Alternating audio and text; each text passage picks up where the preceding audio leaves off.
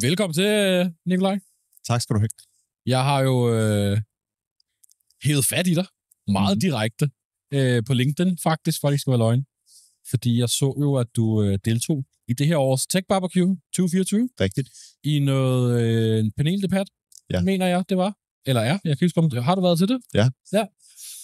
Om investeringer, funding. Det var den, det var en finansiering i det hele taget, ja. Og jeg synes, det lød mega spændende. Og jeg var inde og se lidt om virksomheden.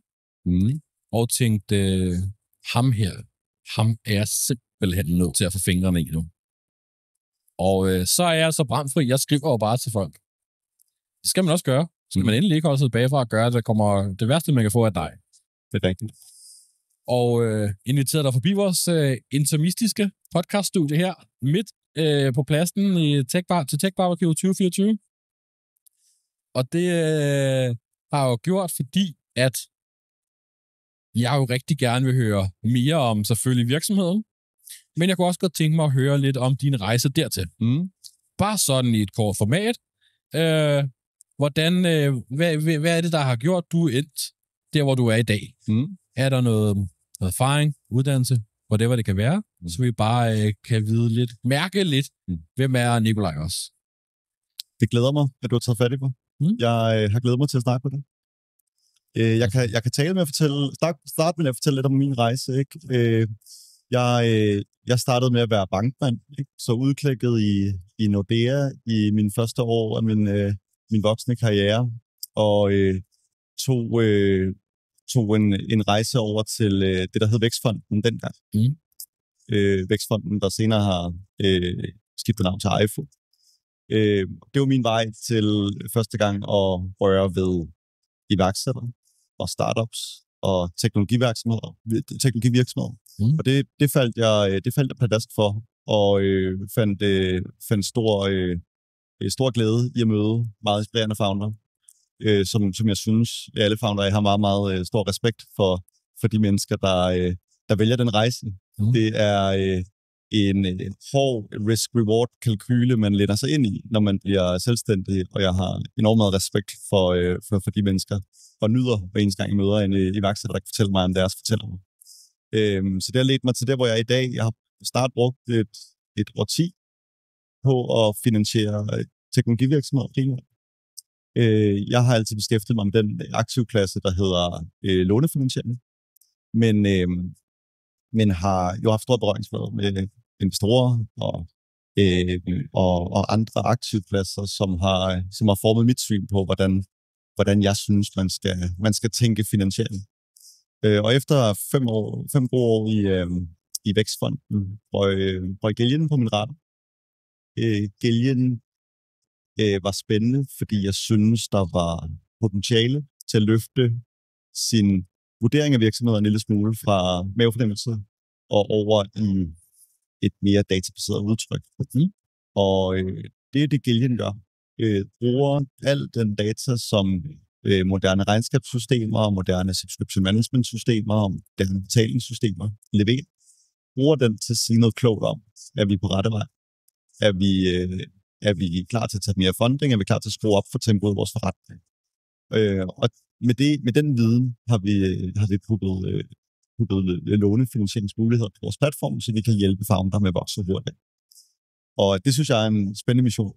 Og jeg synes, det er interessant at brede det budskab, at man kan tænke sin vækstfinansiering på mange måder, og man kan tænke den mange nuancer. Og det håber jeg, at vi kan få tid til at tale lidt om her også. Og det er noget af det, vi skal ind på. Fordi det er jo et af de områder, du er ekspert i. Det er forskellige typer af finansieringsmuligheder. Og det håber jeg, at det her kommer til at handle noget om.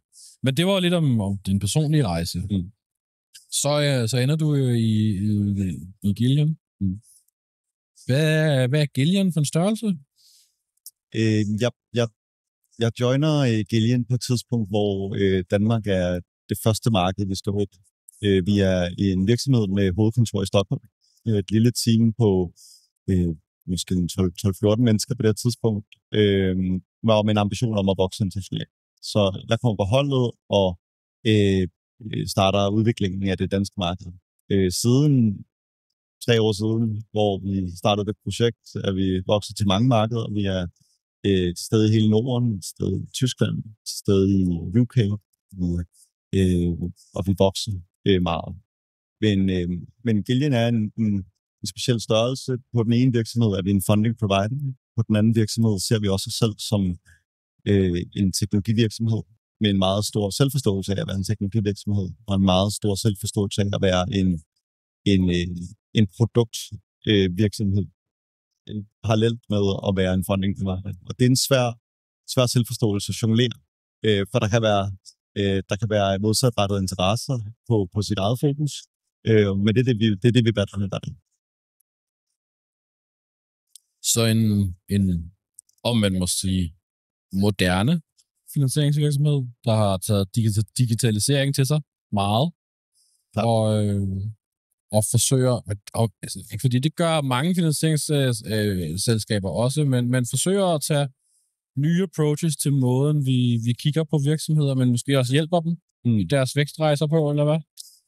Det vil jeg sige. Altså, vi har bygget den her analyseplatform, som vi bruger til at connecte med dit økonomisystem, connecte med dine betalingsmotor, connecte med der, hvor dine vigtige data er.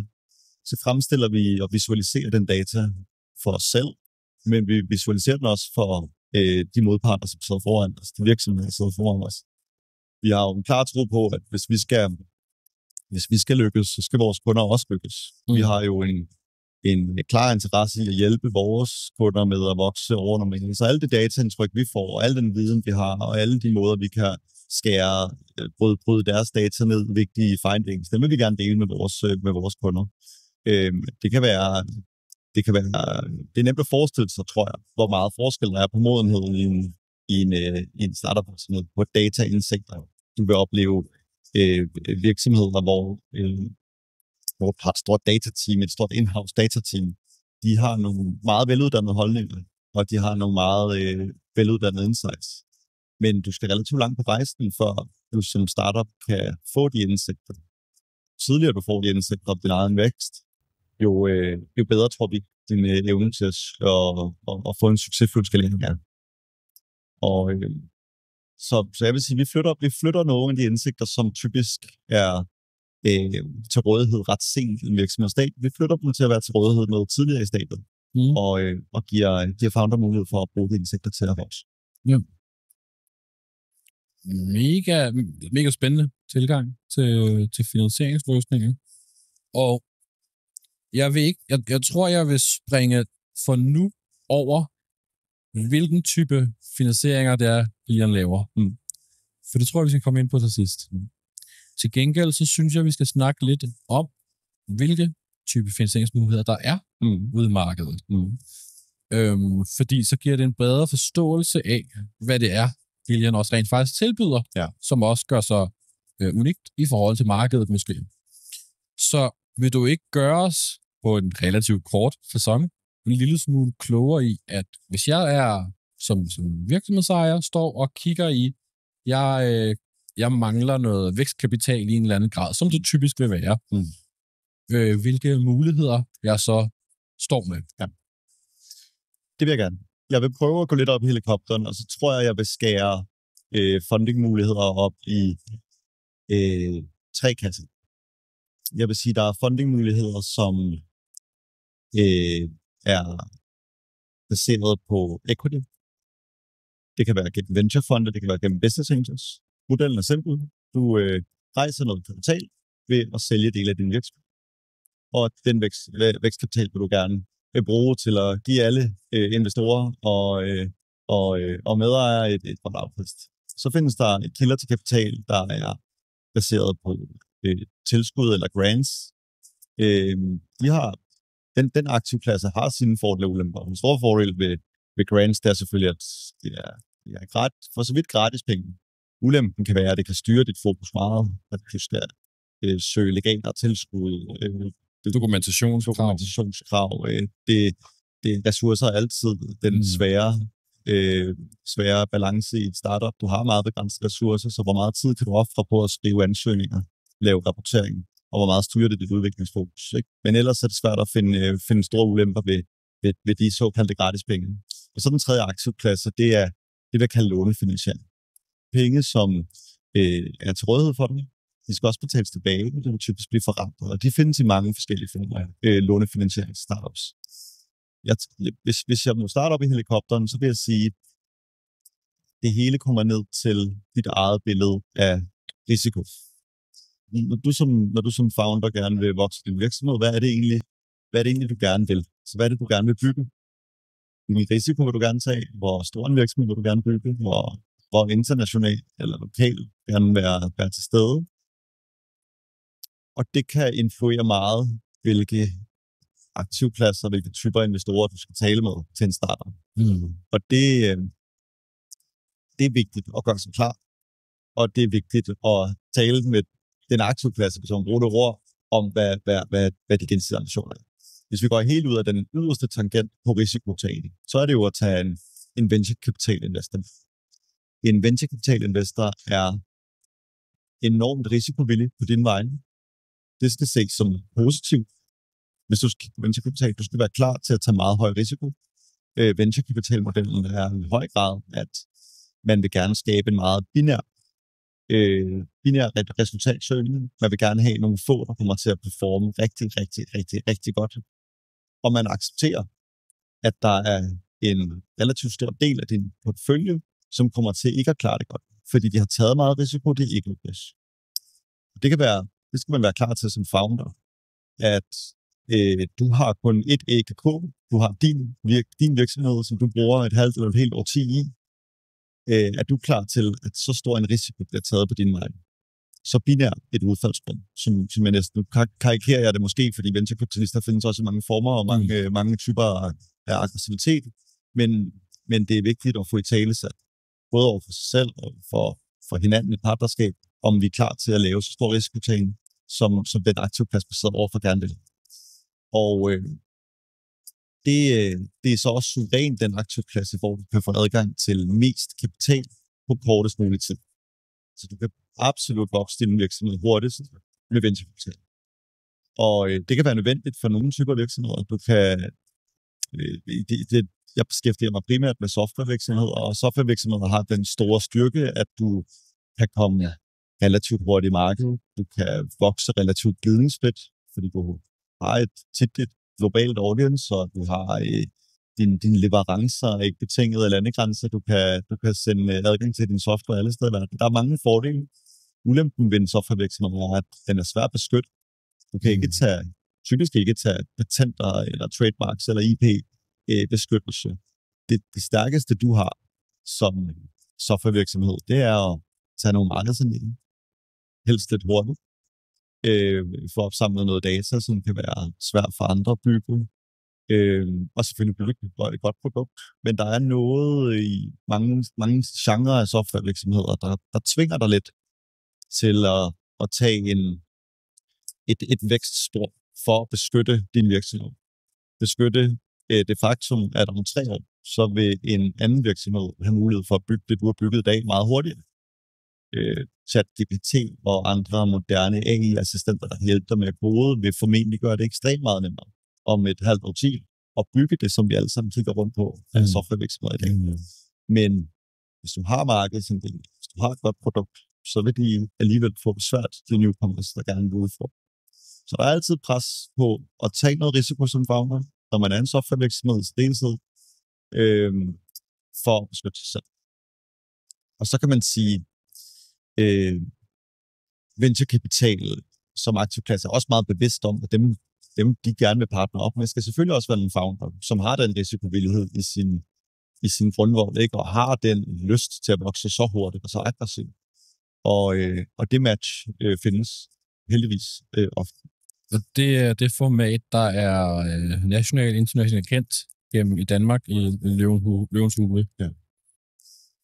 Jeg vil sige, det er jo meget grad af business angels, det vil sige Løvens Hule. Og business angels er jo nok svært at karikere som sådan, altså fordi business angels kan have meget forskellige måder at agere. Business angels må jo egentlig bare defineres som et individ, der har penge, de gerne vil investere i en ikke-noteret virksomhed, en startup, og der vil man opleve et meget stort spektrum. Du vil opleve business angels investorer, som har en meget balanceret risikoprofil, som har et meget balanceret afkastkrav, og du vil også opleve business angels, som har et behov for, at man tager meget risiko på deres vegne, deres penges vegne. Men alligevel, hvis jeg skulle tegne en kurve, så ville business angel-vejen være den vej, hvor man vil rejse noget vækstkapital, få meget kapital, men tage slightly mindre risiko, end det, som venturekapital som type vil bede om. Så findes der det er de klassiske veje, vil jeg sige. Der findes alle mulige alternative fonde, som passer til forskellige stadier. Men til syvende og sidst, så skal man gøre sig op, hvad risikoprofil man egentlig selv har på sin virksomhedsvegne, og hvor hårdt tempo man vil sætte spænde sig for. Og så nævnte jeg gæld som en aktiv klasse. Gæld har den skønne fordel, at den ikke udvander founder. Den har den fordel, at hvis man er en vækstvirksomhed, så har man typisk har man en forventning om, at man forrenter sin egen kapital mange gange bedre, end man kommer til at forrente den her gæld. Det skulle gerne være en meget billig aktiv klasse. Det skulle gerne være et meget, meget stor gevinst ved at udskyde din udvand. Til gengæld har gæld den store ulempe, det skal tages tilbage en dag. Der er en på forhånd aftalt tålmodighed imellem jer. Der er en låneaftale, ikke? Og tidspunkt starter afviklingen. Og hvis ikke din virksomhed har udviklet sig så hårdbrudt, så vil der komme et tilbagebetalingskrav, som kan være uhensigtsmæssigt for din videre vækst. Så kan man jo balancere sin risikokapital. Her nu tilbage til det, jeg synes, der er i fundraising, som en founder skal stå øverst. Altså, hvad risikoprofil har jeg selv? Der kan man så styre sin risiko på gæld med, hvor meget gearing det der egentlig på min virksomhed, hvor meget leverage skal jeg på min omsætning, og kan beskytte sig ved at holde en mådeholden vækst. Men det sådan vil jeg tage en markedet op, at det er jo som udgangspunkt de tre kategorier, du kan finde funding til. Så vil mange virksomheder sige, at vi lykkes med at fonde vores vækst igennem vores kunder, så vi får upfront betaling for en længere periode, og alle sammen måder, hvor du kan komme derud af. Men for at rejse vækstkapital, så er man typisk nødt til at tage noget risiko, og der findes ikke noget vækstkapital, der ikke kommer med tydelige svagheder. Så 3 overordnede kapitalrejsningsmuligheder. Venture capital, gæld og legater. Og legater, det er sådan, det var, ja. Fonde, legater, der er EU-fonde for eksempel, eller legater eller lignende her. Med forskellige risikoprofiler. Men fordele ulemper hvis vi nu fjerner legatdelen, så der er risikoen relativt lille. Besværlige processer, men relativt lille risiko. Ja. Hvis du så kigger på venture capital og lånefinansiering, så er det jo, der er begge to risikoområder. Men kan man sige noget om der er nogle fordele, ulemper ved den ene forhold til den anden, målt direkte op mod hinanden? Ja, absolut. Absolut. Venture capital, som jeg var inde på, har den fordel, at du kan få meget kapital til rådighed meget hurtigt. Du kan ikke få lige så meget gæld til rådighed i samme tempo. Så hvis du står et sted, hvor du har brug for at vokse hurtigt, du har set en konkurrent, der har meget kapital til rådighed, vi har et tempo, der er højere end dig, du har svært ved at forsvare dig selv, så er det det, der var inde. Det er det, du skal. Det vil jeg sige, der er tydeligt fordele. På den anden side, så har venturekapital også som udgangspunkt den fordel, at der er ikke som sådan på forhånd aftalt tålmodighed. Så der er ikke noget stress på dit cashflow. Det vil der komme gæld. Omvendt, så har gæld jo den fordel, at du har mere kontrol. Du har ikke inviteret nogen ombord, der fra din bestyrelse kan diktere, hvordan du skal drive din forretning. Men du får selvfølgelig heller ikke den meget aktive partner, som har set mange rejser, set hvordan tingene kan gøres rigtigt. Se nogle af de pitfalls, der kan være i det. Så man skal gøre op, hvad der er vigtigst. Man skal gøre op, hvad risikofilm man har. Og det kommer fra et sted, hvor jeg prøver ikke at oversælge min egen glæde ved lånefinansiering. Nej, og det tænker jeg også, vi nok skal komme lidt ind på, men jeg synes, det er vigtigt at slå fast, hvad der er muligheder ude i markedet. Og at mulighed, det er ikke jeg skal bare have finansiering.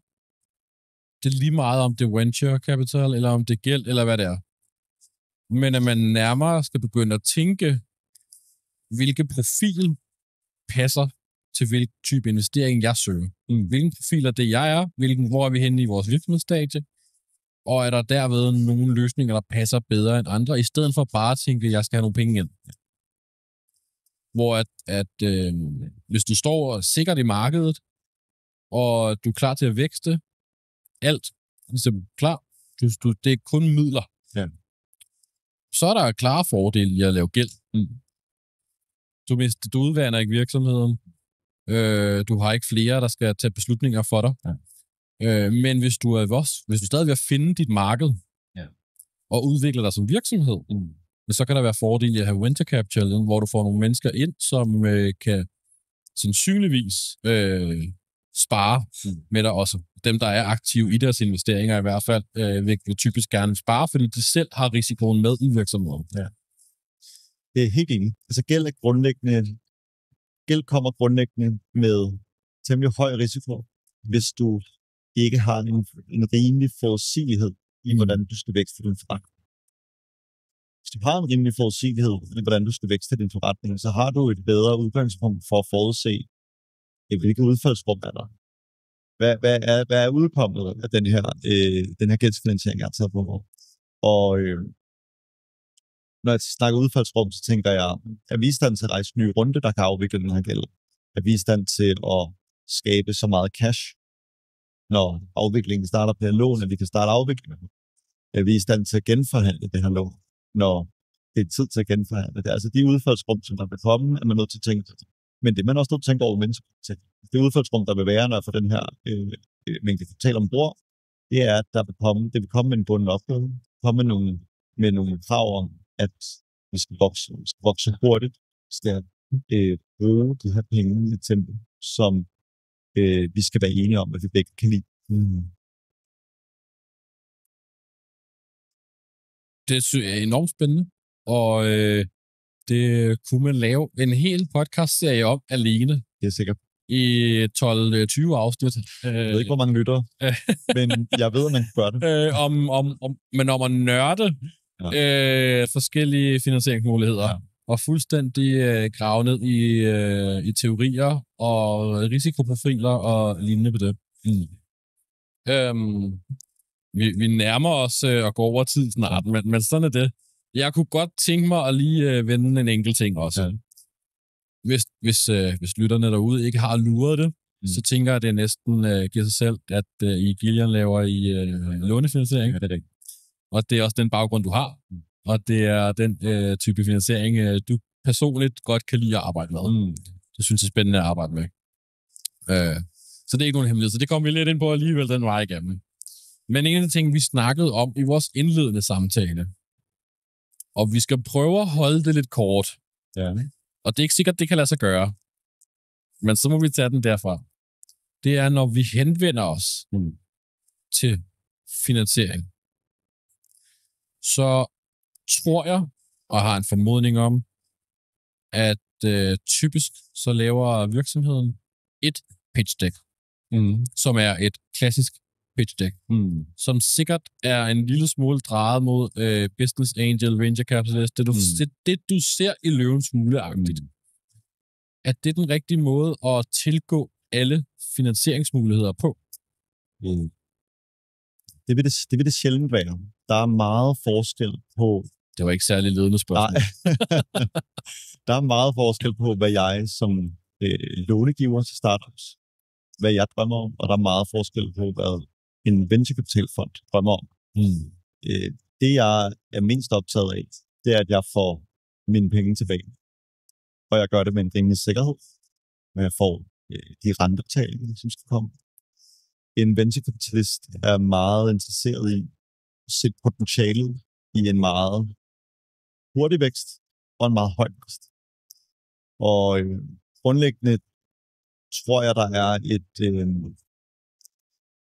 et stort potentiale i for founder og uddanne sig ganske meget i de verdener, ens modpart kommer fra, når man taler funding.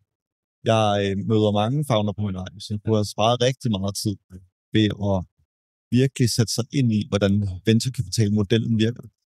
Altså, det er en meget speciel model. Altså, jeg tror, at al asset under management i verden udgør venturekapital 1%.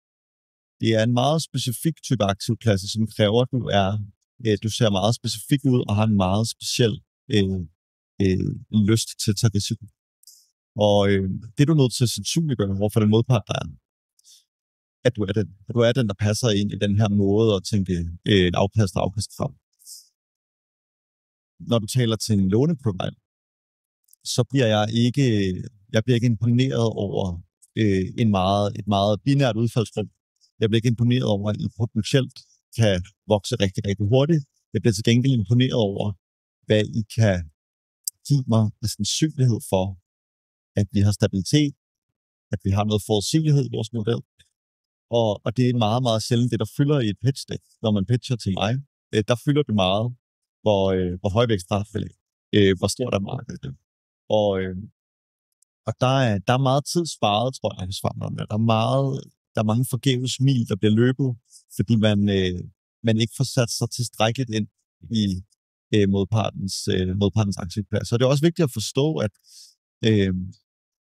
venturekapital hører vi meget om. Det er nogle fascinerende forretninger, man kan bygge meget hurtigt med venturekapital. Og det er en åbenlyshed, at det bliver vi alle sammen som mennesker fascineret af. Det kan lade sig gøre, og hvor hurtigt du kan attracte så mange penge, og attracte så meget talent, og åbne så mange nye markeder. Så det er klart, det der skaber overskrifter. Men man skal kun være drevet af det, hvis man har den helt rette profil, som jeg var inde på. Så skal man huske, at den modpart, der sidder over for en, de laver ikke andet. Altså, jeg laver ikke andet end lånefinansiering, og en venturekapitalist laver igennem sin karriere måske hundredvis af egenkapitalsinvesteringer.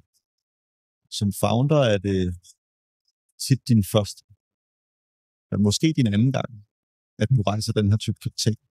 Så der er allerede før vi overhovedet har løftet røret og talt med hinanden første gang, så er der en stor forskel i erfaringsniveauet mellem os, når vi skal indgå et partnerskab. Og der er stor forskel i magtbalancen.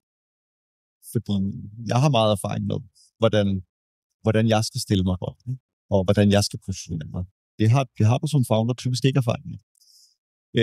Så jeg tror, der er meget, uanset om man er afklaret eller ej på den aktivklasse, som man gerne vil attracte, så tror jeg, der er et stort potentiale i at få uddannet sig i, hvad det er for en verden, man sidder overfor sidder med. Og det kan være på mange forskellige. Så det er jo svært at sige, at man skal lave mere forarbejde, for man skal jo gå nu, det er selvfølgelig laver founders noget forarbejde. Men måske være med til at øge noget opmærksomhed i, hvordan vi laver vores forarbejde. At vi sætter os ind i det her mindset med, at der sidder en på den anden side, der har en vidt forskellig erfaring. De går ind til det med et andet syn, fuldstændig. Og der kan man godt risikere, at den ene snakker her, og det er skide svært at sige i lyd. Den ene snakker i det ene niveau, og den anden snakker i det andet niveau, og det er svært at ramme hinanden. Ja. Og så snakker vi forbi hinanden i stedet for. Og hvor vi så skal forsøge at finde en midte, hvor vi kan mødes. For vi kan jo aldrig bytte hinandens erfaringer. Men i mindste kan vi forsøge at snakke samme sprog. Men så hvis du snakker venture capital sprog, men du samtidig, fordi du skal bare have noget penge ind, altså, og du er ude og søge det hele. Hvis du så bruger det samme sprog, du lige har lært at snakke på sin venture capitalist, og så går over og kommer til dig i stedet for, og snakker det samme sprog, så snakker I igen siden af hinanden. Det gør vi meget ofte. Vi ender i hvert fald med at tale om nogle af de ting, som ikke er relevante for mig. Ja. De ting, der er relevante, det er jo, hvad er hvad er kernen i det, du har det, du har opnået. Hvad er det for nogle kunder, du har? Det er ikke så meget den store mulighed. Det er ikke så meget den fremtidige roadmap, eller den fremtidige produktudvikling. Altså det er jo, hvad har du at falde tilbage på i dag, der er interessant for sådan en som mig. Og der kan vi, det spor, vi har søgt ind i, vi kommer altid ind på hinanden, vi finder altid en måde at tale det samme sprog, men jeg er sikker på, at der går vigtige timer tabt hos founder, ved at lave den forkerte pitch til den forkerte investor, eller den forkerte låneprovider. Definitely. Jamen, jeg tror, at ja, og noget håber jeg jo selvfølgelig, du giver mig ret, og du er enig, at vi fortjener at lave et fuldlængde opfølgningsafsnit. Lad os gøre det. Når der lige er kommet ro på, efter Tech Barbecue og ting og sager, hvor at vi dykker helt ned i maskinrummet på nogle af de ting her, som en guide til, når man søger finansiering i en eller anden grad. Og så har jeg lavet det her være en lille teaser til noget af det indhold i stedet for. Fordi ellers så løber tiden fra os. Det kunne være sjovt. Så det håber jeg, du kunne være frisk på. Og så er jeg stadig enormt glad for, at du vil kunne tage dig tiden ud af et travlt, hektisk Tech Barbecue-program til at komme forbi vores kaotiske podcaststudie her midt på gulvet til Tech Barbecue. Tak fordi du vil lytte til mig. Jamen, altid gerne, og jeg glæder mig enormt meget til næste gang. Lige måde. Tak.